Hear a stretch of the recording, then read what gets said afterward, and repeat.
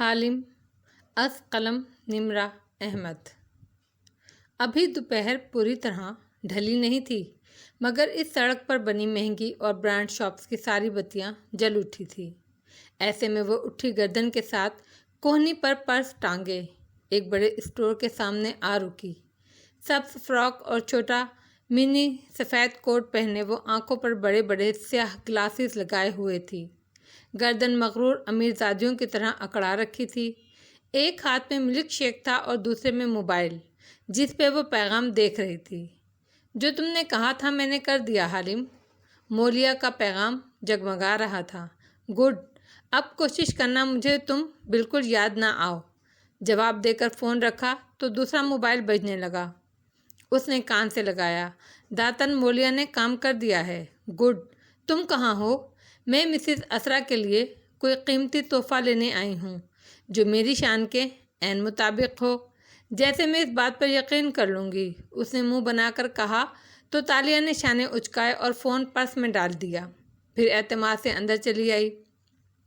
Jewellery rack پر آ کر اس نے سن glasses اوپر کر کے بالوں پر ٹکائے اور گردن جھکا کر قیمتی زیورات دیکھنے لگی۔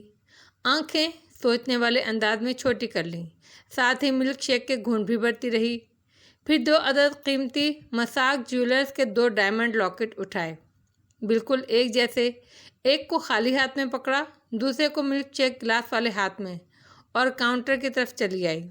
کاؤنٹر پر ایک چینی نوجوان کھڑا بلنگ کر رہا تھا۔ رش کافی تھا۔ تالیہ کے آگے قطار لگی ہوئی تھی۔ وہ منتظر سی کھڑی رہی۔ رش بہت تھا، قطار سست تھی۔ جیسے ہی سامنے والی عورتیں ہٹیں وہ آگے آئی اور لاکٹ سامنے دھرا۔ ملک شیک گلاس والا ہاتھ نیچے کر لیا۔ نوجوان نے بل بنا کر دیا تو اس نے پرس سے نوٹوں کی گڈی نکال کر رکھی۔ لڑکے نے پیسے رکھ لیے اور لاکٹ کا سیکیورٹی ٹیگ اتارا۔ اگر یہ ٹیگ لگا رہے تو دکان سے باہر لے جانے کی صورت الارم بج جاتا ہے۔ ابھی وہ لاکٹ ساتھ والے ملازم کو دینے ہی لگا تھا کہ اسے باکس میں ڈالے کہ وہ بولی، 1 منٹ میں اس کو ٹرائی کر لوں۔ لڑکے نے سمجھنے والے انداز میں لاکٹ اس کی طرف بڑھایا۔ اس نے اپنا سیل اور پرس کاؤنٹر پر دھرا، بقایا رقم بھی نہیں اٹھائی۔ گویا لاپرواہ امیر لڑکی نے سب ان کے سامنے رکھ دیا۔ پھر ملک شیک سے گھونٹ بھرا اور آئینے تک آئی جو قریب میں لگا تھا۔ اب اس نے دھیرے سے ٹیگ اتارا، لاکٹ ملک شیک گلاس میں گرا دیا اور خود ٹیگ والا دوسرا لاکٹ گردن میں پہن کر دیکھنے لگی۔ ہاتھوں کی یہ خفیف سی حرکت CCTV میں نظر نہیں آئی۔ آئینے میں اپنا عکس دیکھ کر اس نے منہ بنایا۔ ماتھے پر سلوٹیں پڑیں۔ واپس آئی، 2-3 گاہکوں کے بھگت جانے کا انتظار کیا اور پھر اداسی سے لاکٹ کاؤنٹر پر رکھا۔ یہ اچھا نہیں لگ رہا، کیا میں اسے واپس کر سکتی ہوں؟ بل اٹھا کر واپس بڑھایا۔ سیلس مین کے چہرے پر افسوس ابھرا مگر اس نے سر ہلاتے ہوئے بل تھام لیا۔ آپ کچھ اور دیکھ لیں۔ نہیں، اب میرا موڈ آف ہو گیا ہے۔ وہ اداس نظر آتی تھی۔ لڑکے نے لاکٹ واپس لے لیا اور بل سے میچ کرنے لگا۔ پھر اس کی انگلیاں ٹیگ پر ٹھہریں۔ تالیہ نے کھڑکی سے باہر دیکھا اور اونچا سا بولی، اف، باہر کتنی حیض پھیلی ہے۔ اس نے تو KL اور تائی UN میں کوئی فرق ہی نہیں چھوڑا۔ حیض وہ دھند ہوتی ہے جو انڈونیشیا کے جنگلات جلانے سے ملائیشیا تک پھیل جاتی ہے۔ وہ چونک کر اسے دیکھنے لگا۔ آپ تائی UN جا چکی ہیں؟ تائی UN چائنا کا انتہائی فضائی آلودگی کا شکار ایک شہر ہے۔ جا چکی کا کیا مطلب؟ میں بڑی ہی وہیں ہوئی ہوں۔ وہ مسکرا کر چینی زبان میں بولی تو وہ خوشگوار حیرت سے مسکرایا۔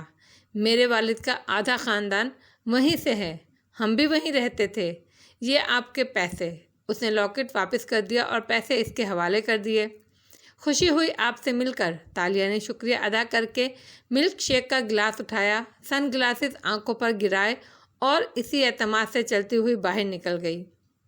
آرام سے کار تک آئی، اندر بیٹھی گلاس کا آخری گھونٹ بھرا اور ٹیشو سے نیچے بیٹھا لاکٹ صاف کر کے نکال لیا۔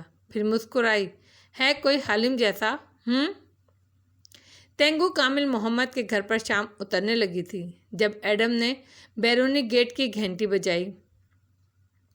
دل دھڑک رہا تھا، بار بار لبوں پر زبان پھیرتا تھا مگر جنون اس سے بڑا تھا، کھوج لگانی ہی تھی۔ دروازہ کھلا تو ایک ملازم دکھائی دیا۔ مجھے مسز شیلا سے ملنا ہے، میں وان فاتح کا باڈی مین ہوں۔ ملازم نے فوراً ہی راستہ چھوڑ دیا اور اسے پورچ تک آنے دیا، پھر وہاں رکنے کا کہا۔ ایڈم بے چینی سے آگے پیچھے ٹہلنے لگا۔ دروازہ کھلنے کی آہٹ ہوئی تو وہ سیدھا ہوا۔ مسز شیلا باہر نکلیں تو اس نے جھک کر سلام کیا۔ انہوں نے مسکرا کر جواب دیا، کیا آپ کو وان فاتح نے بھیجا ہے؟ نہیں میڈم، میں ذاتی کام کے سلسلے میں حاضر ہوا ہوں۔ وہ ذرا جھجکا، مگر انہوں نے مسکرا کر بتاؤ کہا تو اس کی ہمت بڑھی۔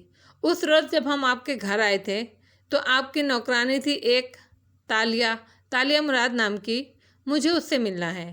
ہماری تو اس نام کی کوئی ملازمہ نہیں ہے، وہ سکون سے بولی تو ایڈم کا دل دھک سے رہ گیا، منہ کھل گیا۔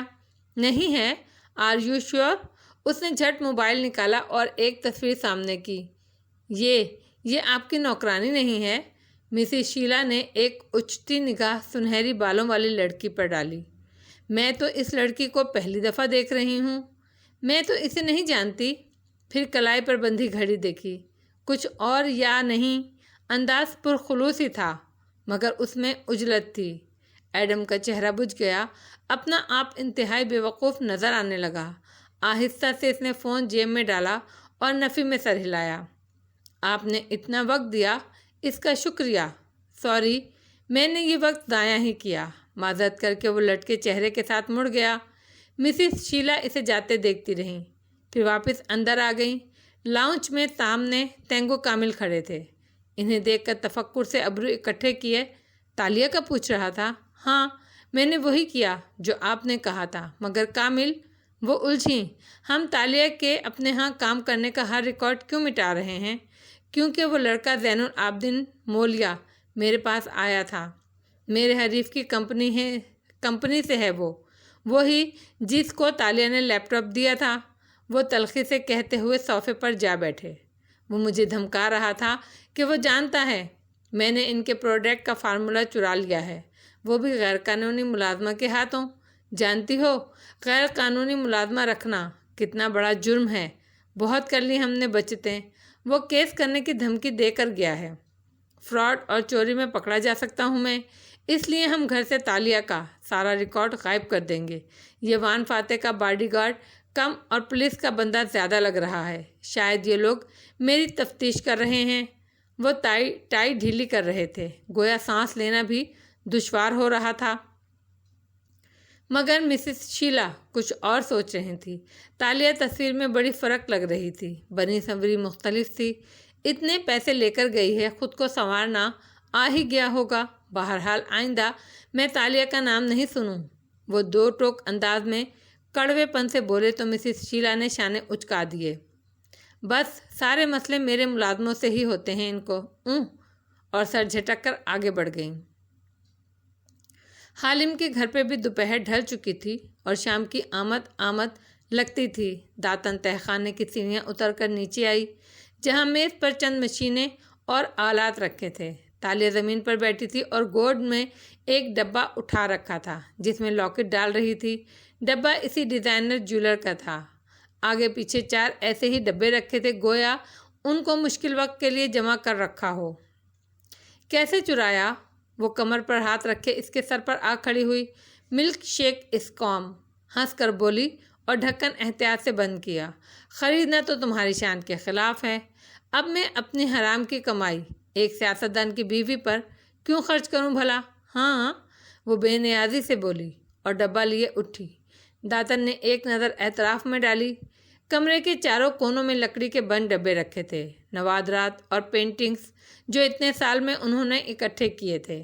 یہ تالیہ کا حصہ تھا۔ داتن اپنا کہاں رکھتی تھی اس نے کبھی نہیں بتایا۔ ایک سیف بھی بنا تھا جس کے لاک جدید طرز کے تھے اور اس میں تمام ہیرے جواہرات مقفل رکھے تھے، مگر جزیرے پر محل خریدنے کے لیے یہ سب اب بھی کم تھا۔ میں اب ڈنر کے لیے تیار ہونے جا رہی ہوں۔ وہ ڈبہ اٹھا کر اٹھ گئی تو داتن نے اس کے جانے کا انتظار کیا، پھر تیزی سے میز تک آئی، آنکھوں پر چشمہ چڑھایا اور پرس سے ایک پرنٹ آؤٹ نکال کر سامنے کیا۔ تالیہ کی گردن کے پیچھے والا گول نشان۔ احتیاط سے سیڑھیوں کو دیکھا۔ تالیہ اب نہیں آئے گی؟ اس نے گہری سانس لی اور بیگ سے ایک چھوٹی مگر دبیز کتاب نکالی۔ اس کی جلد چمڑے کی تھی اور اس کے بھورے سرورق پر زرد رنگ سے وہی نشان بنا تھا۔ نیچے قدیم جاوی رسم الخط میں لکھا تھا، ہم شکار باز۔ اس نے کتاب کے بوسیدہ صفحے کھولے۔ پہلے پہ لائبریری کی مہر تھی۔ داتن نے اگلا صفحہ پلٹا اور پڑھنا شروع کیا۔ شیشوں سے ڈھکی تکون عمارت کے اندر شام کے اس پہر بھی مصروف ماحول بنا ہوا تھا۔ پارٹی کارکن کام کر رہے تھے، ٹائپنگ کی آوازیں، فون کی گھنٹیاں، ایسا ہی رش وان فاتح کے آفس میں بھی تھا۔ وہ کنٹرول چیئر پہ بیٹھا پیچھے ہو کر آرام کر رہا تھا اور مسکرا کر سامنے بیٹھی خاتون کے سوالوں کا جواب دے رہا تھا، جو ہاتھ میں ننا ریکارڈ مائک پکڑے اس کی طرف بڑھائے ہوئے تھی۔ فوٹوگرافر تصویریں اتار رہا تھا۔ انٹرویو اپنے وسط میں پہنچ چکا تھا۔ وان فاتح، کیا یہ درست ہے کہ آپ استعفیٰ دے کر امریکہ منتقل ہو رہے ہیں؟ وہ خشک سپاٹ انداز میں نظریں اس پر جمائے پوچھ رہی تھی۔ وہ اسی سکون سے پیچھے کو ٹیک لگائے مسکراتے ہوئے اسے دیکھا گیا۔ گرے شرٹ پہنے، کف موڑے، بال دائیں طرف کو پیچھے کیے، اس کی چھوٹی چمکتی آنکھوں میں زمانے بھر کی سادگی تھی۔ خودی میں نے ایسا کوئی بیان نہیں دیا جس کی وجہ بنا کر لوگ اس خبر کو چلا رہے ہیں، مگر آپ اس کی تردید بھی تو نہیں کر رہے۔ ہر شخص جاننا چاہتا ہے آپ کیا سوچ رہے ہیں۔ میں تو تعلیمی بل کا سوچ رہا ہوں۔ آپ کے خیال میں اشر محمود چیئرمین بننے کے اہل ہیں؟ اشر بہت قابل اور بہت ٹیلنٹڈ نوجوان ہے۔ میرا خیال ہے وہ زندگی میں بہت ترقی کرے گا اور میں اس کو زندگی کے ہر نیک مقصد کے لیے گڈ لک کہتا ہوں۔ اشر میری فیملی ہے، مجھے بہت عزیز ہے، مگر اس کی آنکھوں میں مسکراہٹ کے ساتھ کچھ اور بھی تھا جو رپورٹر کو مزید سوالات پر اکسا رہا تھا۔ کیا آپ اپنی جگہ اشر محمود کو چیئرمین کے طور پر قبول کر لیں گے؟ فاتح نے گردن موڑ کر سیکریٹری کو دیکھا اور مسکرا کر پوچھا، تم نے مہمانوں کو کافی پیش نہیں کی؟ رپورٹر گہری سانس لے کر تھم گئی اور کیمرہ گرانے کا اشارہ کر دیا، اپنا ریکارڈ بھی بند کر دیا۔ سیکریٹری سر ہلا کر فوراً باہر نکل گیا۔ کچھ لمحوں بعد ٹرے کے ساتھ آمد ہوئی جس پر چند مگ رکھے تھے۔ آپ نے میرے سوال کا جواب نہیں دیا وان فاتح، وہ شکوہ کرتے ہوئے ایک مگ اٹھا کر بولی اور گھونٹ بھرا۔ جو بات ہوئی ہی نہیں ہے میں اس کے بارے میں رائے کیسے دے سکتا ہوں خدا؟ وہ اسی طرح ٹیک لگا کر مسکرا رہا تھا۔ سیکریٹری نے اس کا مگ اس کے سامنے رکھا مگر اس نے اسے چھوا بھی نہیں، وہ رپورٹر پر نظریں جمائے ہوئے تھا۔ لیکن اب آپ کو اس بات کی وضاحت، کہتے کہتے لڑکی نے مگ سے گھونٹ بھرنے کے لیے اسے چہرے کے قریب کیا تو چونکی، بلکہ سن شل مگ کو اوپر لا کر دیکھا۔ سرخ رنگ کا مگ جس پر چند سمبلز بنے تھے۔ اس نے فوراً دوسرے مگ دیکھے جو سادہ سفید رنگ کے تھے، جب کہ اس نے عجیب سی نظروں سے اب وان فاتح کو دیکھا۔ یہ مگ اشر نے مجھے گفٹ کیا تھا چند برس پہلے۔ میں آفس پہ اتنا خرچہ کرتا نہیں ہوں، اسی لیے نئے مگ ٹوٹ جائیں تو یہ لوگ پرانے نکال لیتے ہیں۔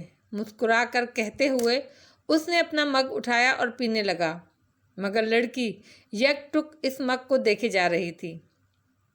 اور اشر صاحب کو یہ مگ کسی نے سووینٹر کے طور پر دیا ہوگا۔ ہاں شاید اس کے دوستوں نے، مگر خیر یہ کوئی اتنی بڑی بات نہیں ہے، انسان کے ہر طرح کے دوست ہوتے ہیں۔ مگر رپورٹر نے مگ اسی طرح بھرا ہوا واپس رکھ دیا۔ اس کا دماغ چونکا ہوا لگتا تھا۔ گردن موڑ کر اس نے فوٹوگرافر کو خفیف سا اشارہ کیا، اس مگ کی تصویر لو، اور واپس وان فاتح کی طرف متوجہ ہوئی جو اب کلائی پر بندھی گھڑی دیکھ رہے تھے۔ ہم اس کو ریپ اپ کر سکتے ہیں، مجھے ایک ڈنر پر پہنچنا ہے سر، بس 2 سوالات مزید، وہ بشاشت سے کہتی سلسلہ کلام وہیں سے جوڑنے لگی۔ اس کو خبر مل چکی تھی۔ وان فاتح کا گھر کا لان لائٹ سے جگمگا رہا تھا، اندھیرا چھانے لگا تھا اور ملازموں کی چہل پہل میں بھی اضافہ ہو چکا تھا۔ اسرا لابی میں کھڑی تالیہ سے مل رہی تھی۔ یتیم خانے والے واقعے کا اس کے چہرے پر شائبہ تک نہیں تھا۔ بھورے بال نفیس جوڑے میں باندھے، گہری نیلی اسکرٹ اور بلاؤز پہنے، گردن سے موتیوں کی لڑی چپکائے، وہ خوبصورت اور باوقار لگ رہی تھی۔ مسز اسرا، امید ہے آپ کے مصروف شیڈول میں مخل نہیں ہوں گی میں۔ تالیہ نے اپنا سفید ہیٹ اتار کر اسٹینڈ پر لگی کھونٹی پر اٹکایا، سنہری بالوں کی فرانسیسی چوٹی بنا کر اسے بائیں کندھے پر ڈالے۔ وہ پیروں تک آتا گلابی لباس پہنے ہوئے تھی اور کاندھوں پر نارنجی رنگ کا منی کوٹ تھا۔ ایسے لباس عموماً چینی عورتیں پہنتی تھیں۔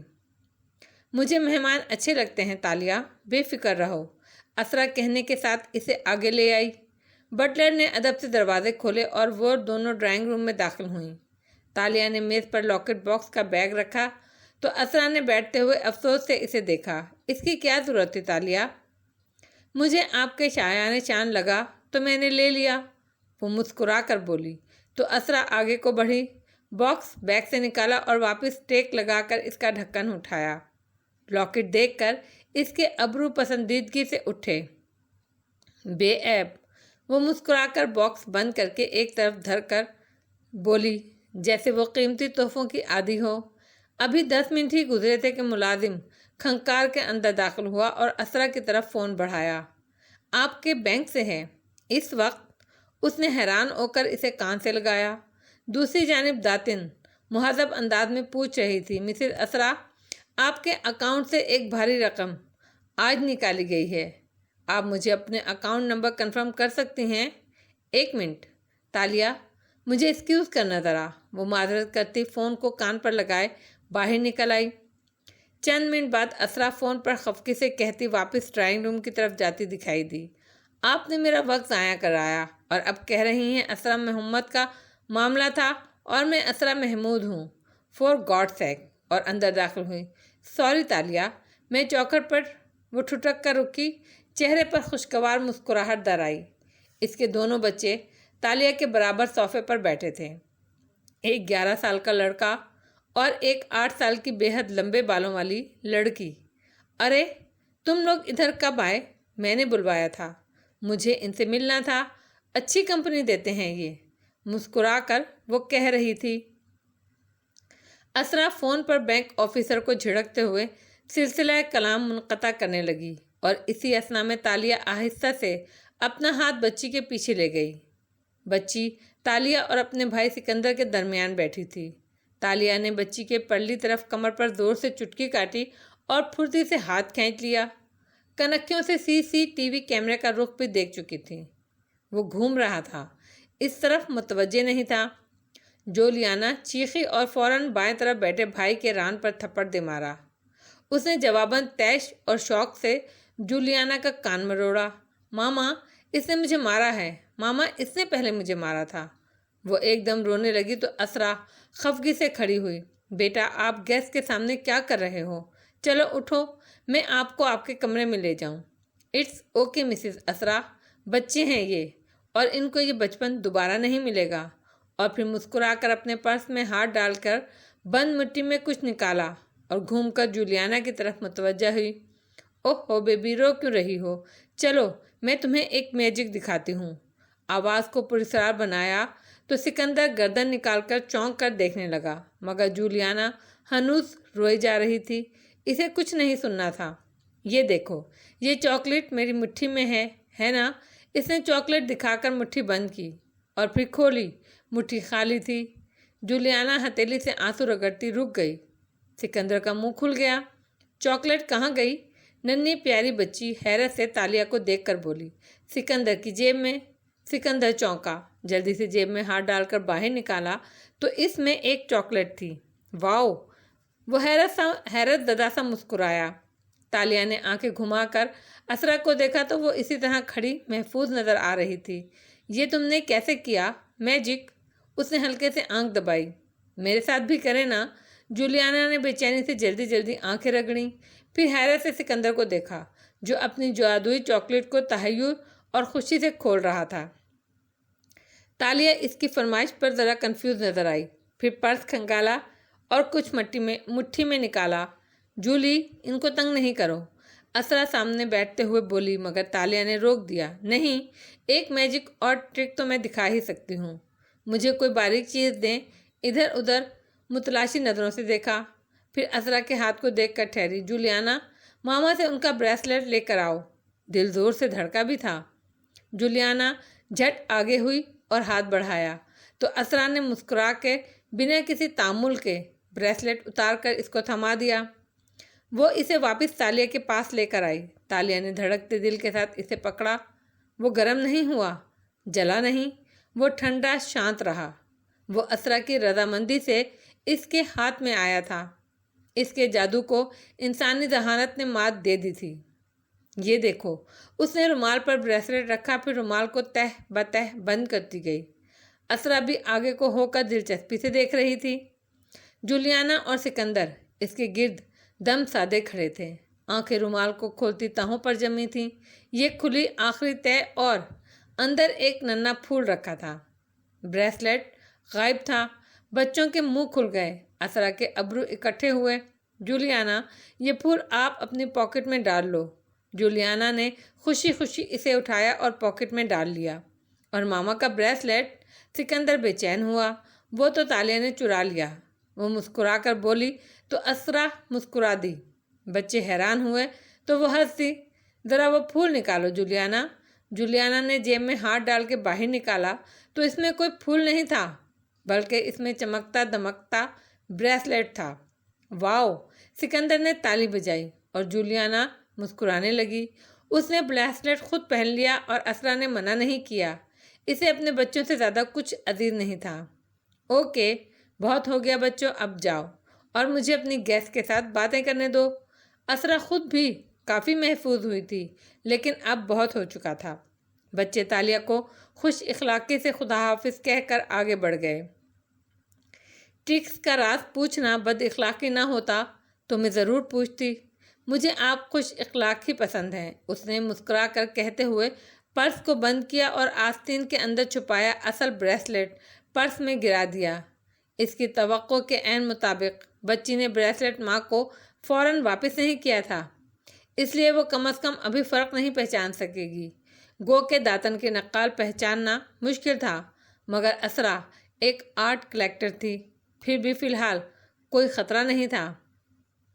کھانے کی لمبی میز ڈائننگ ہال میں سجی دکھائی دیتی تھی اور اس پر تالیہ سربراہی کرسی کی سیدھ میں بیٹھی نیپکن گود میں پھیلا رہی تھی۔ ملازم اشیاء لا کر رکھ رہے تھے۔ اسرا گاڑیوں کی آواز سن کر باہر چلی گئی تھی۔ اچھا لگا آپ کو دیکھ کر چاہے تالیہ، اشر کی آواز پر اس نے سر اٹھایا۔ وہ سامنے سے چلا آ رہا تھا۔ تالیہ کی بے چین نظروں نے اس کے تعاقب میں دیکھا۔ وان فاتح نہیں تھا۔ پھر وہ جبراً مسکرا کر اشر کی طرف متوجہ ہوئی۔ اتنی پرتکلف دعوت کا شکریہ اشر صاحب، امید کرتی ہوں آپ آگے بھی میرا ساتھ دیں گے، اور میں یہ جاننے میں انٹرسٹڈ ہوں کہ آپ کس کی سفارش لائی ہیں۔ وہ کرسی پر بیٹھتے ہوئے بولا اور نیپکن اٹھا لیا۔ گرے سلک ڈریس شرٹ پہنے بغیر کوٹ یا ٹائی کے وہ بالوں کو سامنے سے اٹھائے کافی تیار لگ رہا تھا۔ گاہے بگاہے ایک گہری نظر اس پر ڈالتا، گویا اسے پڑھنے کی کوشش کر رہا ہو۔ وہ بس ہلکا سا مسکرا دی اور سر جھکا کر نیپکن درست کرنے لگی۔ فاتح بھی ساتھ ہی گھر میں داخل ہوا تھا، مگر اسرا نے اس کو باہر روک لیا تھا۔ میں اس کو لاکھوں کی مالیت کی 2 پینٹنگز بیچنا چاہتی ہوں فاتح، پلیز یہ بات یاد رکھنا۔ وہ منت اور تنبیہ دونوں کر رہی تھی۔ اچھا، وہی لڑکی ہے، ٹھیک ہے، تم بتاؤ میں کیا کروں؟ وہ صلح جو انداز میں بولا۔ بس اس کو خفا نہ کرنا پلیز۔ اوکے اوکے، بے فکر رہو۔ اس نے نرمی سے اسرا کا سر تھپکا تو وہ نم آنکھوں سے مسکرا دی۔ آئی لو یو۔ ذہن میں ایک لمحے کے لیے بچے کی نیلی آنکھیں تازہ ہوئی تھیں، مگر جب فاتح نے مسکراہ کے جواب میں لو یو ٹو کہا اور آگے بڑھ گیا تو اس نے ساری سوچیں جھٹک دیں۔ کمرے میں آ کر اس نے کوٹ اور ٹائی اتار کے پرے رکھی، پھر باتھ روم میں آیا، واش بیسن پر جھک کر پانی کی جھینٹیں منہ پر مارے اور گیلا چہرہ اٹھا کر آئینے میں خود کو دیکھا۔ یعنی اب مجھے بیوی کو خوش کرنے کے لیے شو آف قسم کی بورنگ لڑکیوں کو کمپنی دینی پڑے گی۔ چلو اسرا کے لیے یہ بھی کر کے دیکھ لیتے ہیں۔ تولیہ کھینچتے ہوئے وہ گہری سانس لے کر بڑبڑایا تھا۔ تو آپ ساری عمر باہر رہی ہیں، یہاں اور وہاں میں کیا فرق؟ اشر گردن موڑ کر تالیہ کی طرف دیکھتے ہوئے सवाल कर ही रहा था कि वान फातेह डाइनिंग हॉल में दाखिल हुआ। उसने देखा कि वो जो उसकी बात सुन रही थी बेइख्तियार खड़ी हो गई।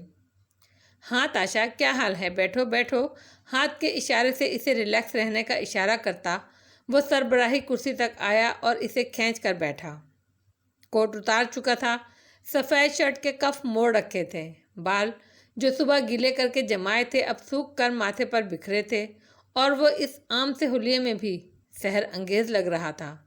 एडम किसी कोने से नमूदार हुआ, पीछे आकर खड़ा हुआ था। तालिया को वो देख भी नहीं रहा था और तालिया बस फातेह पर नज़रें जमाए वापस बैठ रही थी। अशर बिल्कुल खामोश हो गया था। असरा मेज़बानी के फ़राइज़ अंजाम देती मुलाजमों को हिदायत दे रही थी। तो कब आई हो तुम? मैं ज़रा ज़्यादा लेट तो नहीं हुआ? दोस्ताना अंदाज में कहते हुए फातेह ने नैपकिन गिलास से निकाल कर झटक कर गोद में बिछाया और डिश से चावल प्लेट में निकालने लगा। जानता था सब खाना शुरू करने के लिए इसके मुंतज़िर थे। आप मुझे बार बार ताशा बुलाते हैं, मेरा नाम तालिया है। अच्छा, मुझे लगा मैं तालिया ही कह रहा हूँ। खैर, खाना शुरू करो अशर, लो। वो सबको आम से अंदाज में हिदायत देता खुद शुरू कर चुका था। तालिया भी आहिस्ता से खाना निकालने लगी। हाथों में हल्की सी लर्जिश थी, हलक बार बार सूख रहा था। ये शख्स, उफ, ये शख्स। तो क्या बना असरा तुम्हारी नीलामी का? कल तक मैं सुन रहा था कि तुम्हारे दोस्त नाराज़ हो गई हैं। वो मामला हल हुआ?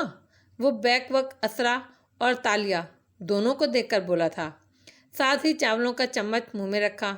हाँ, वो गलत फहमी थी, एडम ने क्लियर कर दी थी। असरा खुशगवार अंदाज में बोली थी। फातेह का अच्छा मूड देखकर वो बेहतर महसूस कर रही थी। इसे भूल जाइए। उसने मुस्कुराकर एक कोने में खड़े एडम को देखा, जिसने नज़रें मज़ीद झुका लीं। हम तो अब नीलामी का सोच रहे हैं मिसेस असरा, वो अपनायत भरे अंदाज में कहती असरा की तरफ मुतवज्जा हुई। मैं मुद्दे पर आती हूँ। मुझे हर सूरत घायल गज़ाल ख़रीदना है। फिर एक नज़र अशर को देखा। उसने मुस्कुराकर कंधे उचकाए। मैं सिफारिश ही कर सकता हूँ, आगे काका की मर्ज़ी। तालिया, मुझे बहुत खुशी होगी अगर आप इस पेंटिंग को ख़रीदोगी, मगर मैं इसको नीलामी वाउचर में डाल चुकी हूँ। लोग दूर दूर से आएंगे। अगर अब मैं इसको निकाल दूँ तो मेरी क्रेडिबिलिटी पर बुरा असर पड़ेगा। मैं समझ सकती हूँ। फिर वो रुकी, ज़रा अफसुर्दा नज़र आई। क्या मैं कुछ और कर सकती हूँ तालिया? असरा ने दिलजोई वाले अंदाज में लुक़मा लेते हुए पूछा तो वो झींप कर मुस्कुरा दी। मैं एक दफ़ा उस पेंटिंग को छूना चाहती हूँ। इतनी सी बात, मैं अभी लाती हूँ। वो मेरे ही पास है। असरा ने प्लेट पर एक खिसकाई, टिश्यू से लब थपथपाए और कुर्सी धकेलती हुई उठ खड़ी हुई। मैं अभी तक समझ नहीं सका कि इस पेंटिंग में इतना ख़ास क्या है। फातेह प्लेट पर झुके कंधे उचकाकर बोला था। वो हाथ रोक कर इसे देखने लगी। इसमें एक बेबस खूबसूरत हिरन अकेला ज़ख्मी हालत में पड़ा है और वो जिंदा है। वो मरा नहीं है। तन्हाई, बेबसी, महरूमी, इन एहसासात का मिक्सचर है वो पेंटिंग। वो संजीदगी से बोली थी। अच्छा, मुझे पता है क्या लगता है। उसने लुक़मा लिया, फिर खामोशी से चबाने लगा। हलक तले उतारने के बाद आंखें उठाकर तालिया को देखा और नरम मुस्कुराहट के साथ कहने लगा, मुझे लगता है आर्ट अच्छा शौक़ है, मैं इसकी कदर करता हूँ, मगर जिन आर्टिस्ट की ज़िंदगी में इनको कोई पूछता नहीं था, इनके मरने के बाद इनकी बनाई अच्छी और बेकार दोनों तरह की अशिया को इतने क्रेज़ी होकर ख़रीदना, ये मुझे नमूदो नुमाइश लगता है। जैसे लोग देखा देखी में एक दूसरे से आगे निकलने की कोशिश कर रहे हैं। मैं इस बात से इत्तेफाक नहीं करती फातेह साहब। कदीम अदवार सुस्त अदवार थे।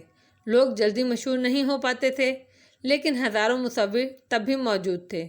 मशहूर सिर्फ बेहतरीन हुए हैं।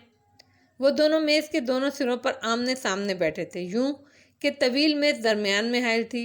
वस्त में ऊंचा सा कैंडल बरा रखा था, जिस पर 3 मोमबत्तियां जल रही थीं। वो फातेह का चेहरा इनकी शोलों के पार देख रही थी। अशर फातेह के बाएं जानिब बैठा टेनिस मैच में गेंद का ताक़ुब करती हुई नज़रों से खामोशी से दाएं बाएं बाएं दाएं देख रहा था।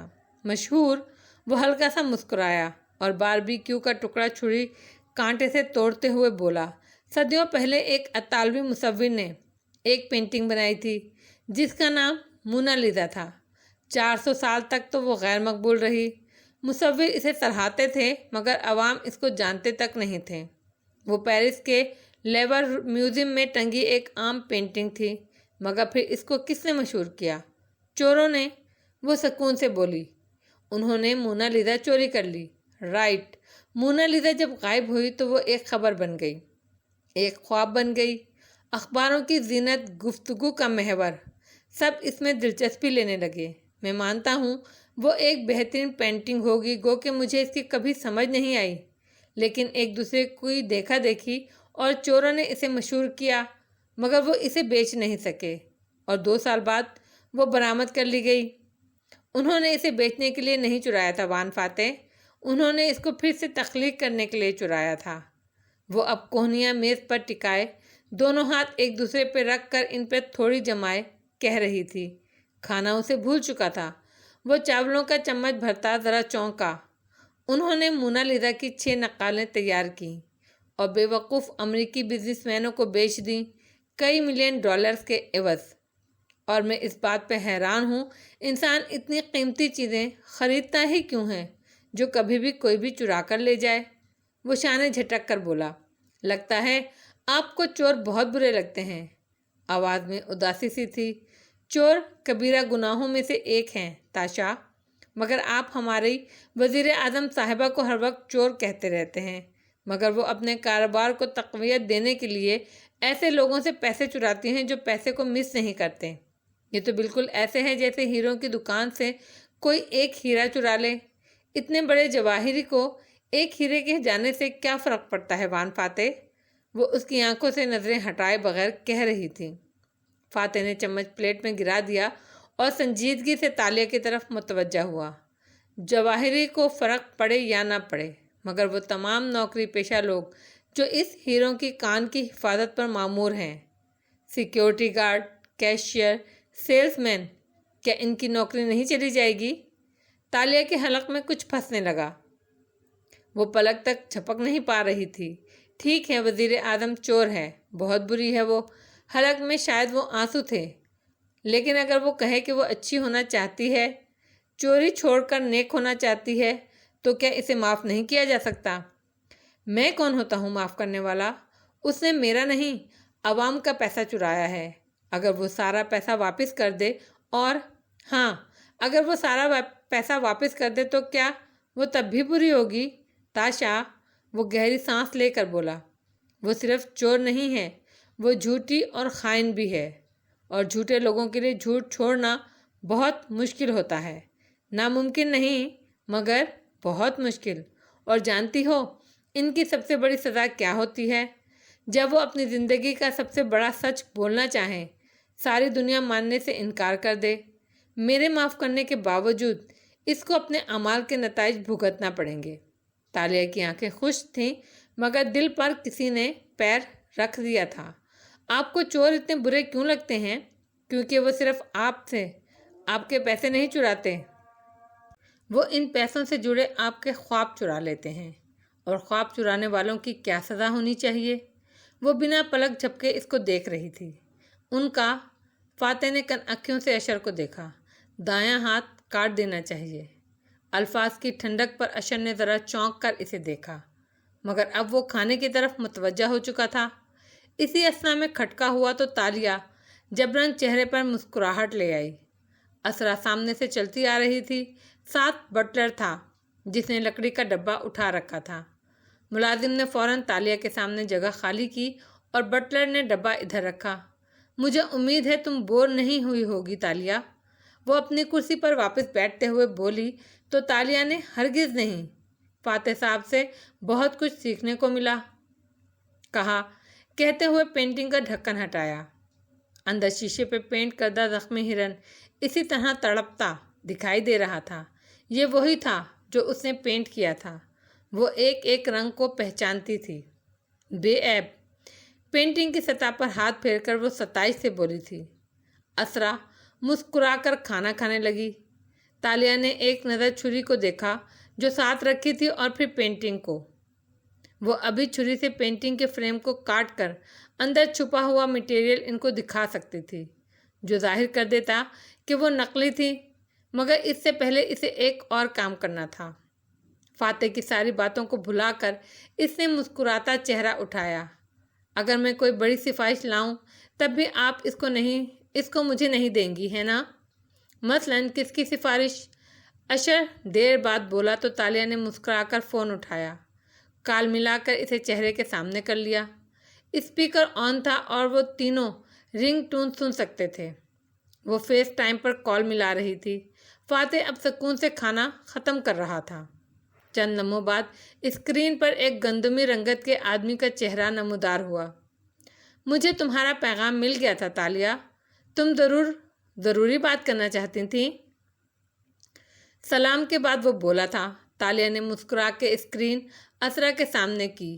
یہ شیخ جاسم ہیں، میرے اچھے جاننے والے ہیں۔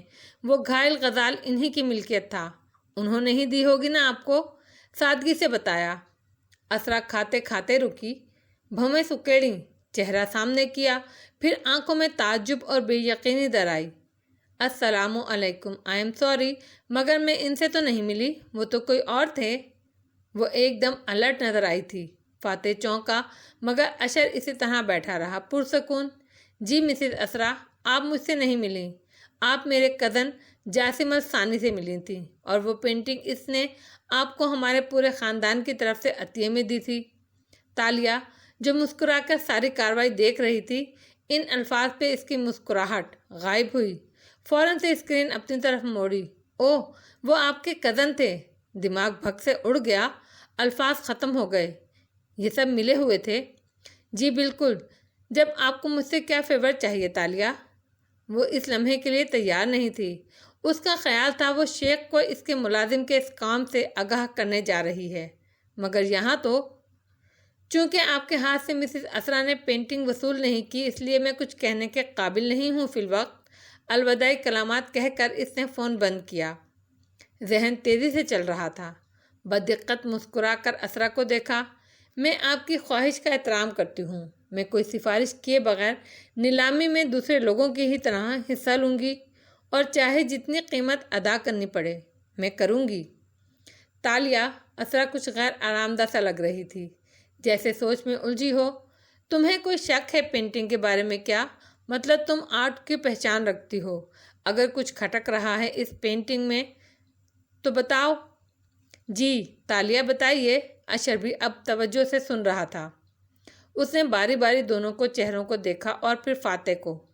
وہ پھلوں کے رس کے گھونٹ بھرتا خاموش آنکھوں سے اسے دیکھ رہا تھا۔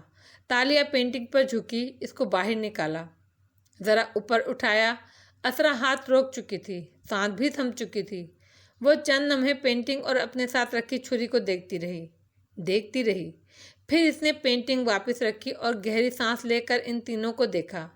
یہ اصلی ہے، 100% اصلی۔ اسرا کی سانس بحال ہوئی اور اشر کی مسکراہٹ گہری ہو گئی۔ اس کو آرٹ کی پہچان نہیں ہے، شاید صرف فیشن کی ہے، مگر اچھا ہے، اس نے دل میں سوچا۔ فاتح نیپکن سے ہونٹ تھپ تھپاتا اٹھ کر کھڑا ہوا۔ مجھے اجازت؟ پھر رک کر تالیہ کو دیکھا۔ اچھا لگا تم سے مل کر، نیلامی میں ملاقات ہوگی اب، رسماً کہہ کر وہ باہر کی جانب بڑھ گیا۔ اس سے زیادہ پرفارمنس وہ نہیں دکھا سکتا تھا، اور اسرا اب مطمئن تھی۔ مگر آپ مجھے ایک اور فیور تو دیں گی نا مسز اسرا؟ وہ سوچ کر بولی تھی۔ تالیہ مراد کے جانے کے بعد اشر اسرا سے مل کر دروازے تک آیا تھا کہ اس کا موبائل بجنے لگا۔ شیخ جاسم کا میسج آیا تھا۔ اس نے مسکرا کر جواب لکھا، میں جانتا تھا ہماری ڈونر آپ کی ہی سفارش لائے گی۔ مدد کا شکریہ، میری حکومت میں آپ کو اس مدد کا اچھا بدلہ ضرور ملے گا۔ وہ اچھے موڈ میں لگ رہا تھا۔ پیغام بھیجا ہی تھا کہ ایک کال آنے لگی۔ موبائل کان سے لگا کر ہیلو کہا، مگر دوسری جانب سے کہے گئے الفاظ سن کر رنگت بدل گئی۔ کون سا مگ؟ چہرہ سفید پڑا اور پھر سرخ۔ واٹ؟ وہ دھاڑا، پھر فون بند کیا اور تیزی سے واپس آیا۔ اسرا کمرے میں جا چکی تھی اور ایڈم گھر جانے کی تیاری کر رہا تھا۔ اس نے ایڈم کو بازو سے تھام کر روکا۔ آبنگ کہاں ہیں؟ اشر کے تیور دیکھ کر وہ ٹھٹک گیا۔ وہ اسٹڈی میں ہیں۔ اشر نے اسے چھوڑا اور آگے دوڑا، دیوانہ وار زینے پھلانگ کر اور دھاڑ سے اسٹڈی کا دروازہ کھولتا ہوا۔ وہ سامنے اپنی کرسی پر بیٹھا لیپ ٹاپ پر کچھ ٹائپ کر رہا تھا۔ ایک نظر اٹھا کر اسے دیکھا۔ اخبار میں موجود تمہارے ذرائع نے خبر دی تھی تمہیں، ٹھنڈے انداز میں سوال کیا۔ وہ آندھی طوفان کی طرح اس کے سر پر آ پہنچا۔ آپ نے ان کو میرا مگ دکھایا۔ میز پر دونوں ہاتھ رکھ کے وہ جھکا اور غصے سے غرایا۔ فاتح نے اینک اتار کر پرے رکھی اور ٹیک لگا کر اسے فرصت سے دیکھا۔ میں نے کوئی جھوٹ نہیں بولا، کوئی الزام نہیں لگایا۔ تم اس اینٹی چائنیز تنظیم کے ساتھ منسلک تھے عیش، وہ برسوں پرانی بات ہے۔ اس نے زور سے میز پر ہاتھ مارا۔ وہ بچپن کا ایک کریز تھا، کسی کو بھی نہیں معلوم تھا، مگر آپ نے اسے کھول دیا۔ واو، مجھے یقین نہیں آ رہا۔ کل پورا ملک مجھے ریئیکٹ کہہ رہا ہوگا، سارے چینی اکٹھے ہو جائیں گے۔ میں چینی قام سے نفرت کرتا ہوں، یا اللہ۔ وہ سیدھا ہوا اور پیشانی کو دونوں ہاتھوں سے تھاما۔ فاتح گال تلے 3 انگلیاں رکھے اسے دیکھا گیا۔ ایک لڑکا تھا، بہت ذہین، بہت۔ اشر تیورا کر گھوما اور غصے سے اس کو دیکھا۔ مجھے اس وقت آپ کی کوئی کہانی نہیں سننی۔ بہت عقل مند، بہت پھرتیلا سا۔ اپنے ماں باپ کے بعد وہ سب سے زیادہ اپنی بہن سے قریب تھا۔ اکثر چھٹیاں گزارنے امریکہ آتا تھا۔ اشر تھم گیا۔ آنکھیں ابھی تک غصے سے لبریز تھیں، مگر وہ سن رہا تھا۔ فاتح کے پیچھے کھڑکی کے شیشے پر ٹپ ٹپ بارش برسنے لگی تھی۔ جب میں رات دیر تک کام کرتا رہتا تو وہ میرے پاس آ کر بیٹھ جاتا تھا۔ مجھ سے پوچھتا تھا، آبنگ، آپ اتنی محنت کس چیز کے لیے کر رہے ہیں؟ میں اس کو بتاتا کہ میں اسٹیٹ اٹارنی شہر کے پروسیکیوٹر کا الیکشن لڑ رہا ہوں۔ وہ پوچھتا، آبنگ، لوگ الیکشن کیوں لڑتے ہیں؟ تو میں کہتا، مختلف وجوہات ہوتی ہیں، مگر ایک وجہ سب میں مشترک ہوتی ہے۔ اس کی نظریں اشر پر جمی تھیں، جو اسے لب بھینچے دیکھ رہا تھا، اور وہ ہے طاقت حاصل کرنے کا جنون۔ خود مختاری اور طاقت، یہ سب کو اچھی لگتی ہے۔ تب وہ نوجوان لڑکا مجھ سے کہتا تھا، آپ میں اور آپ کے مقابل میں پھر کس شے کا فرق ہے، اگر آپ دونوں کو ہی طاقت چاہیے ہے؟ قطرے زور زور سے کھڑکی پر برس رہے تھے، گویا شیشے کو چکنا چور کر ڈالنا چاہتے ہوں۔ اشر کا تنفس آہستہ ہو چکا تھا، رنگت بحال ہو رہی تھی۔ وہ بس خاموش نظروں میں چبھن لیے فاتح کو دیکھ رہا تھا۔ تب میں نے اس کو بتایا کہ جو میرا مخالف ہے وہ ایک دفعہ اسٹیٹ اٹارنی رہ چکا ہے، اور اس نے بڑے بڑے مجرموں کے کیس رشوت لے کر بند کیے ہیں۔ اس کو طاقت اپنی دولت بڑھانے کے لیے چاہیے، مجھے طاقت زمین پر اللہ کا انصاف قائم کرنے کے لیے چاہیے۔ پھر اس نے پوچھا، انسان کو معلوم کیسے ہوتا ہے کہ اس کو طاقت کیوں چاہیے؟ میں نے کہا، اس کے طریقے سے۔ تب جانتے ہو اشر، اس لڑکے نے مجھ سے کیا کہا تھا؟ اس کی آواز میں دکھ، ڈر آیا، اور اشر، اس کی فاتح پہ جمی آنکھوں میں گلابی نمی اترنے لگی، پلکیں بھیگنے لگیں۔ اس لڑکے نے کہا، آبنگ، اگر میں کبھی طاقت کی ہوس میں مبتلا ہو جاؤں تو مجھے روک لینا۔ باہر بجلی زور کی کڑکی، پل بھر میں سارا شہر روشن ہو گیا۔ اشر کی آنکھ کے کنارے پر ایک آنسو اٹکا ہوا تھا۔ اگلے ہی پل پھر سے اندھیرا چھا گیا۔ آنسو اس نے اندر اتار لیا۔ آپ کو لگتا ہے مجھ میں اور آپ میں فرق ہے؟ وہ سابقہ غراہٹ سے بولا تھا۔ آپ وائٹ نائٹ ہیں اور میں سیاہ بھیڑ، مگر نہیں، ہم دونوں ایک جیسے ہیں، کیونکہ ہم دونوں کو ایک ہی چیز چاہیے۔ آپ نے وزیر اعظم بن کر وہی کرنا ہے جو موجودہ وزیر اعظم کر رہی ہیں۔ کرسی لینے کے بعد سب ایک سے ہو جاتے ہیں، آبنگ۔ پھر اس نے افسوس سے دائیں بائیں گردن ہلائی۔ مگر مجھے اندازہ نہیں تھا کہ آپ یوں مجھے تباہ کرنے کی کوشش کریں گے۔ اوہ، لیکن میں تمہیں تباہ نہیں کر رہا۔ اس نے ہلکے سے شانے اچکائے۔ میں یہ بات لائیو ٹی وی پر بھی کہہ سکتا تھا، مگر میں نے اس اخبار کا انتخاب کیا جہاں تمہیں وقت سے پہلے خبر مل جائے گی، مگر اس رپورٹر کو چنا جو خبر لگائے گی ضرور۔ میں نے عیش تمہیں ایک موقع دیا ہے، وہ ٹیک لگائے نرمی سے کہہ رہا تھا۔ کل جب تم ایک اسکینڈل کی زد میں ہوگے اور تمہیں ریکسیٹ کرنے کا خطاب مل جائے گا اور تم چائنیز اکثریت ووٹر کھو دو گے، تو میں یہ دیکھنا چاہتا ہوں کہ تم اس کو فکس کیسے کرو گے، ایک بزنس مین کی طرح یا ایک لیڈر کی طرح۔